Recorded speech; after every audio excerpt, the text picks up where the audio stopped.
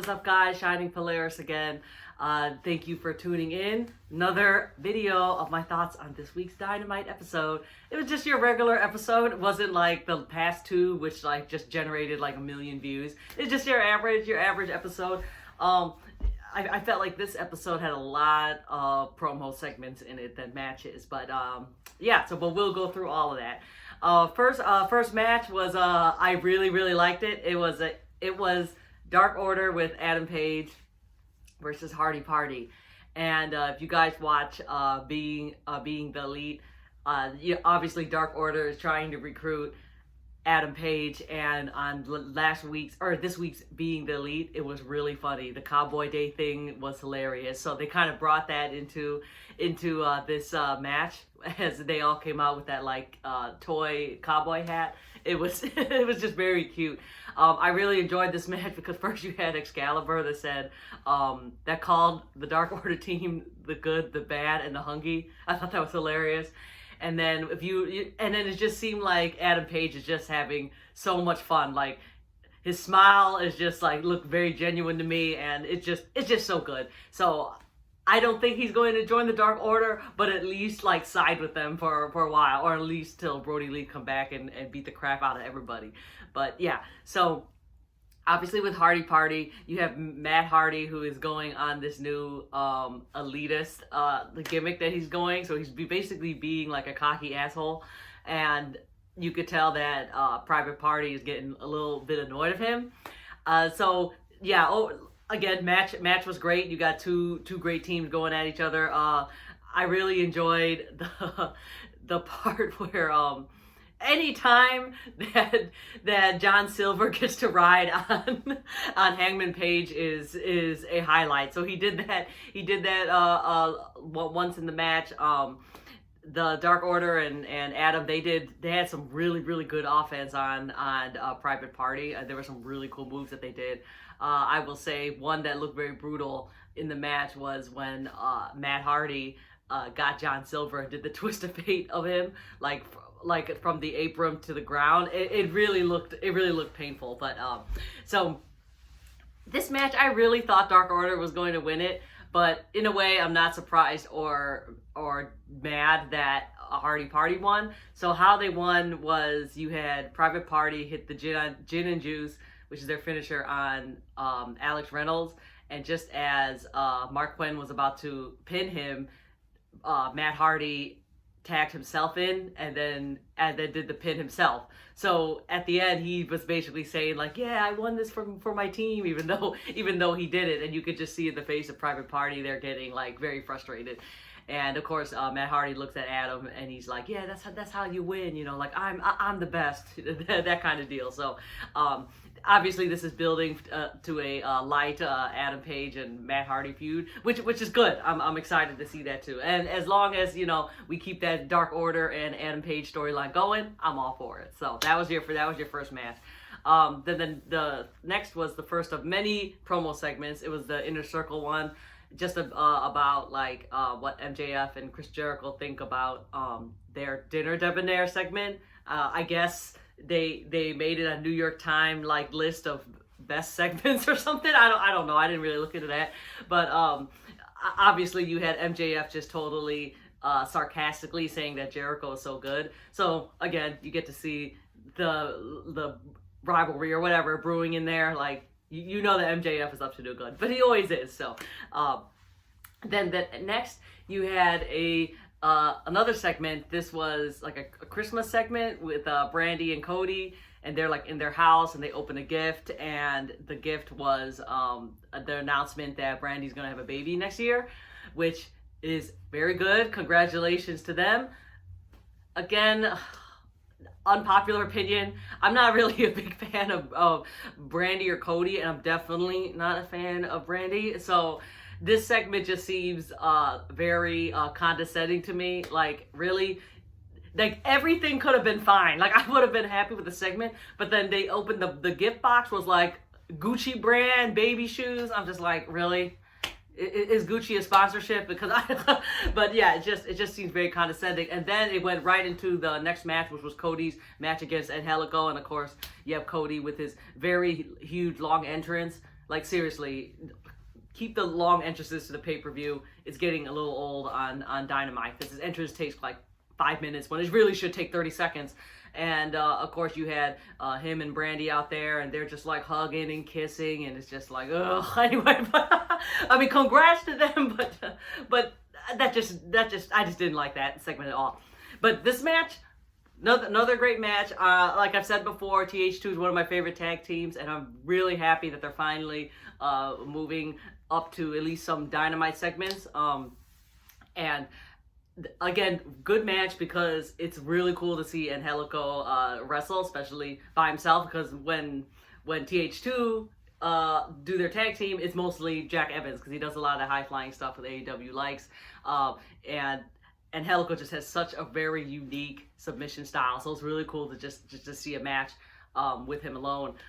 So of course you have Cody, who has a very strong amateur wrestling background. So as you see the match, like Cody's thinking, oh, I got this, because he knows how to do just a traditional wrestling. But then you see Angelico countering like all his moves.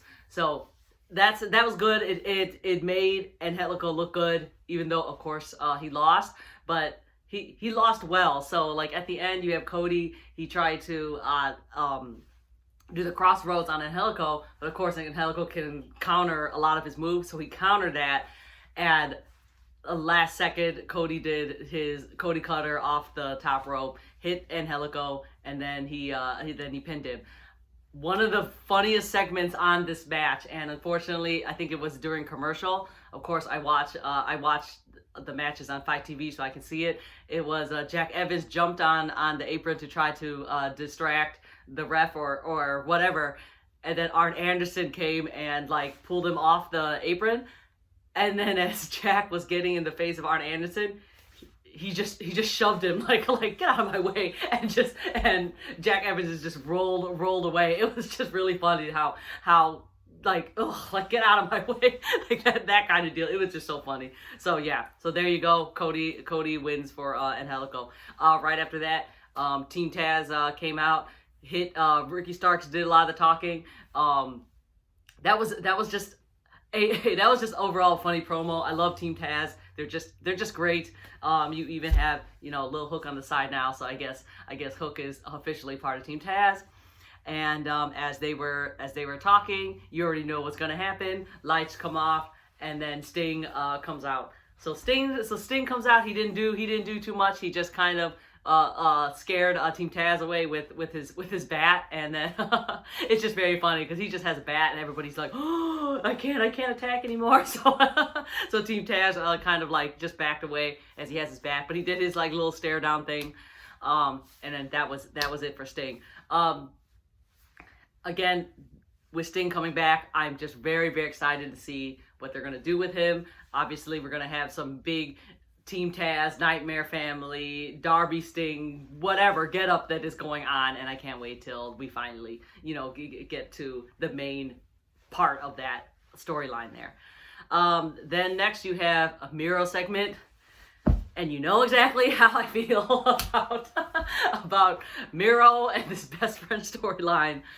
I'm glad I'm not the only one that thinks this way. I felt like this Barber rivalry, I don't mind the storyline going very long. I mean, you got like the Elite storyline, and then you have the Dark Order stuff.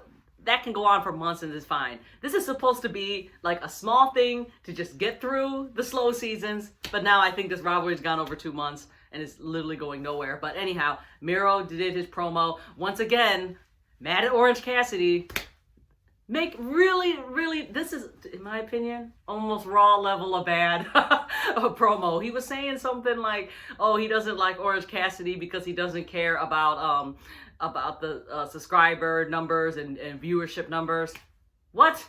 He wasn't even part of the problem to begin with anyway. So hopefully we get Miro, Kip, best friends tag match and get it over with, because it's almost a new year. Can we please finish this up so Miro can just go on to do bigger and better things? But anyway, his announcement was basically the next episode we will talk about. I mean, they will announce Penelope and Kip's wedding. So there we go.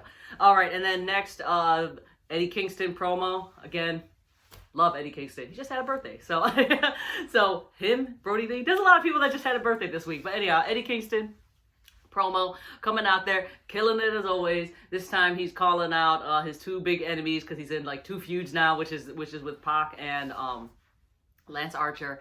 But he's like, oh no, I don't worry about Pac anymore because they hit him with the chair or whatever, and he's out. And we hadn't seen Pac for like 2 weeks, so he's like, he's out. We don't have to worry about him. So as he was making fun of Lance Archer, of course Lance Archer comes out to beat the crap out of him. But of course Eddie Kingston, he has Butcher and Blade with him, so they attack Lance Archer. And out from the back you have Lucha Brothers coming in to beat up Butcher and Blade. So now the numbers are all good.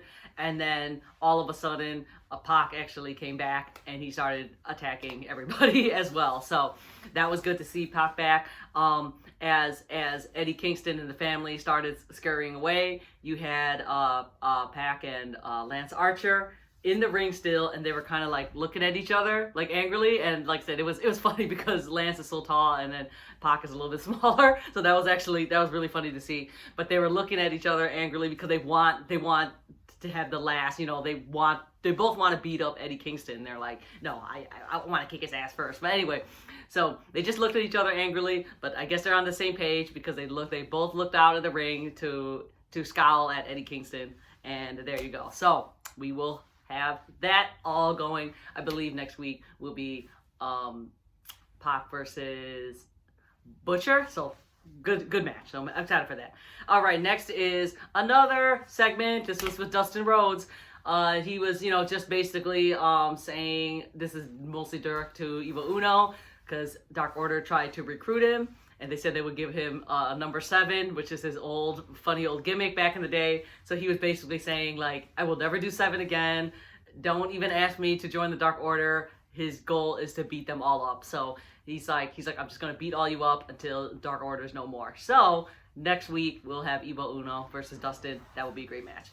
The next will be the really, really big 14 tag team match. This is Inner Circle versus Best Friends, Top Flight, and Varsity Blondes.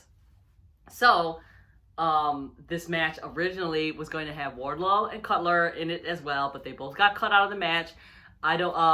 For Wardlow, he couldn't make it because he said he had a family emergency, which is understandable. Hope he's doing okay.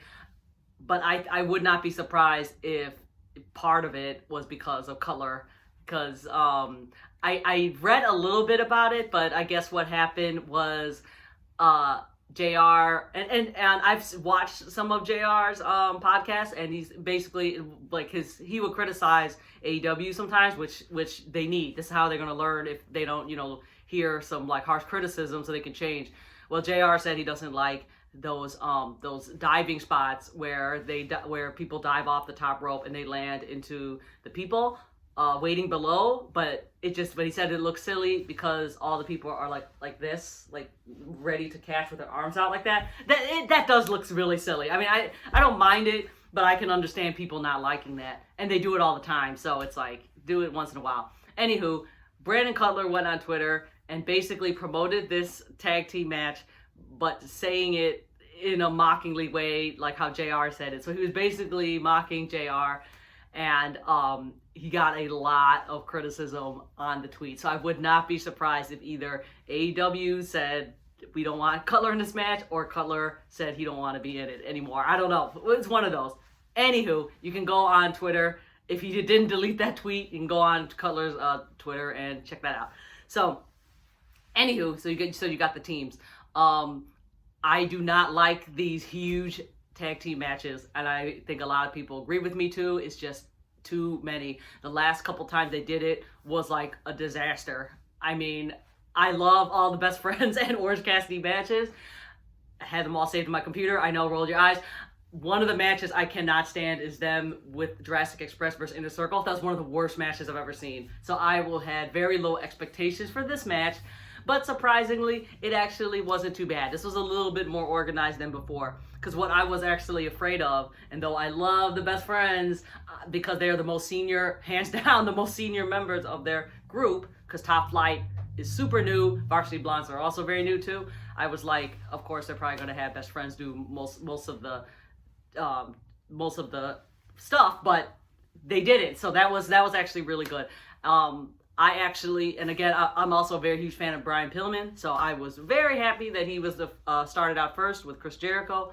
And if you listen to the commentary, I really enjoyed the commentary to this match too, because they were all just talking so highly of Brian Pillman Jr., and they were talking very highly of his father, who is a very big star on his own, of course, and he passed away very young. So that was very nice that they all did that.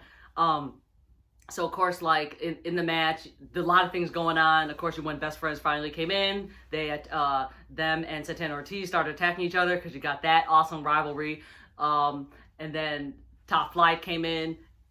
They were showcased very well as well. So at the end, let's see. At the end, it was Griff Garrison in the ring, and then you had like basically. Sammy Guevara, Jericho, Hager, MJF, they basically just try to cheat their way out and hit Garrison with the bat, and Hager did like an F10 to mock Wardlow, I guess, and then Hager tagged MJF. MJF came in, pinned Garrison, Inner Circle won that match. So, and of course, yeah, because they won at like cheating like always. So. That was great. So as they were walking off, you had Top Flight, last people in the ring, and they were just like yelling at Inner Circle. So, so we'll get to that in a second. So then next you have Thunder Rosa promo. This was her basically calling out Britt Baker, and because she was like, Britt Baker kept telling her, "You don't belong to AEW," because Thunder Rosa is part of NWA promo. So anyway, Thunder Rosa is just saying like, "How dare you say that? You know, I'm not part of AEW." Then Reba came in and Thunder Rosa said like Reba has like the best laugh ever, and I can relate because I also have a low voice. Said I know I sometimes can laugh like that. So I guess Thunder Rosa making fun of Reba's laugh. Then they started just jaw jacking each other. Britt Baker came from behind, hit Thunder Rosa, and then both her and Britt Baker and Reba like had put water on her face, and then Britt Baker tried to like rub that makeup all over her face just to make her angry. So that was funny. So again, one of the, I'm so glad that like the women division are having good feuds like this. Of course, for Britt Baker, you can't go wrong. Just keep pushing her to the moon. And yeah, so Thunder Rosa, Britt Baker, all about that. Can't wait till they get their match. Then the next match, Acclaimed versus SCU. I like SCU. Obviously, they're probably the most veteran team of the whole AEW roster against very brand new tag team of the Acclaim. Again, just reading on Twitter, a lot of people did not like Acclaim's rap. I didn't like it either, not because of what they said, but it's just like, it's just very cringy to me. Like, it's just not good. I don't know if that's... I'm guessing they're trying to be legit rappers. It just comes off to be very amateurish. So I don't know. I just don't. I'm not into the Acclaimed right now. But anyhow, they were rapping at SCU, and the best thing was Kazarian got on the mic and he rapped back at them, which was like amazing because you could just hear the anger in his voice, and it sounded more genuine than the Acclaim, in my opinion. So they had their match. Obviously, both teams are good. I mean, Acclaim, they got talent, so I mean they're not bad wrestlers. But at the end, Acclaimed went and cheated their way to the win. They hit I think it was Kazarian that they pinned. They hit him with their boombox that they carry with them, and then they pinned them for the win. But right after the Acclaim, they went and they started rapping at the Young Bucks, who were sitting on the side watching, and basically said like, "I want a title match." So I guess they're getting that. So I know people are like, "How about those rankings?" Well, I don't know, because the rankings, in my opinion, they do matter, but then it's usually the same top 5 same teams. So like, you know, you can't just keep having, let's say, FTR go for the titles every single month. That's boring. And even like the 4 teams, they all done it before. So, I mean, this will again showcase the Acclaim more, which is one thing good about AEW, is that they're trying to promote their brand new talent. So that's good. That I agree with. So anywho, right after that, very small top flight promo. Same thing what I just said about the Acclaimed. It's good that AEW is promoting their newer teams. So you got like Acclaimed and Top Flight and Varsity Blondes. Very good. Keep promoting them. Basically, Top Flight saying that they don't like Inner Circle and they want to challenge MJF and Jericho in the tag match. Which is huge for them because obviously MJF and Chris Jericho are like the top stars. So that's great. Next is the women's tag match, and I have to say, not very probably wasn't really into this match either. I think I barely watched it actually. I just wasn't into it. I think the thing that I will say about this match is that this is supposed to kind of tie into the Jade, Cargill, and Brandy storyline. What I don't like is, so AEW signed Jade, but we have not seen Jade once at all in the ring. So, and she should have came out in this match too, even just to talk. Even if she doesn't wrestle, just talk or something. She didn't, nothing. So this match was like, okay, well, what was the point of this? At the end, you had Vicky Guerrero and Nyla Rose came out to attack Serena and Big Swole, because Big Swole did a submission win. So the good guys, they won here.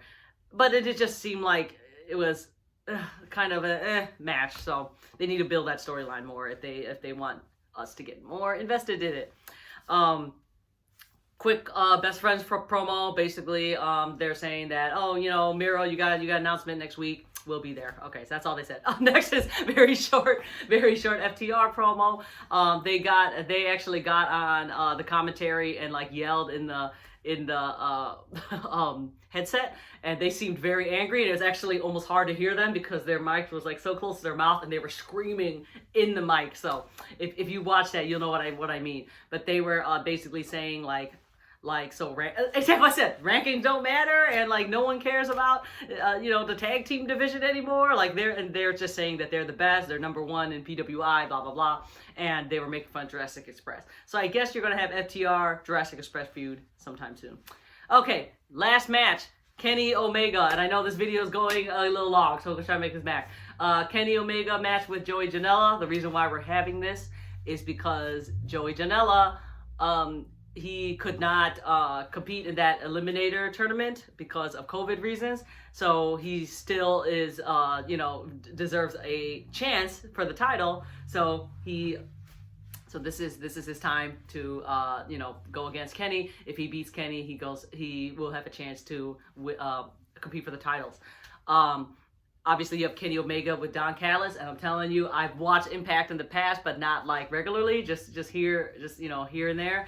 But after Kenny got on, I am a sucker. I've been watching Impact very, very hard, and I really enjoy it. So you guys go and watch Impact. Is for free on Twitch, and it's cool to like chat with the people too. So anyway, you have Don Callis. He came up, and he wanted to be on commentary.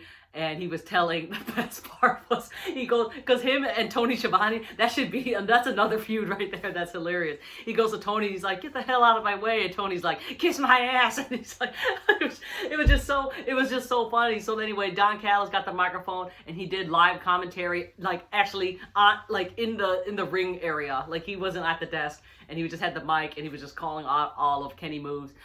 This was a no DQ match, which is Joey Janela's specialty. So yeah, you had a lot of garbage can spots and table spots galore. It was just an entertaining match, and again, you have Don Callis on commentary, so it's just overall very funny. So at the end, Kenny Omega did a couple of V triggers to Joey Janela, and then hit him with the One Wing Angel, which of course Kenny won that. So as after he won, then you have the Death Triangle come out with Pac on the mic, and Pac basically said to Kenny, okay, if Joey can have a chance, if he can have a chance to face you because he couldn't do it, then Rey Fenix should have a chance too. So it's so funny because you see Kenny and Don were like, no, that's not going to happen. But then Pac's like, oh no, I already talked to Tony Khan. We had that match now for next week, and so or 2 weeks from now, whatever. And you can see Kenny's like, what? Like no. So there you go. So you will have Rey Fenix versus Kenny, I think in 2 weeks' time for the New Year's episode. I think that's what it is. So yes, I'm sorry this video is going a little long. I just want to just keep talking.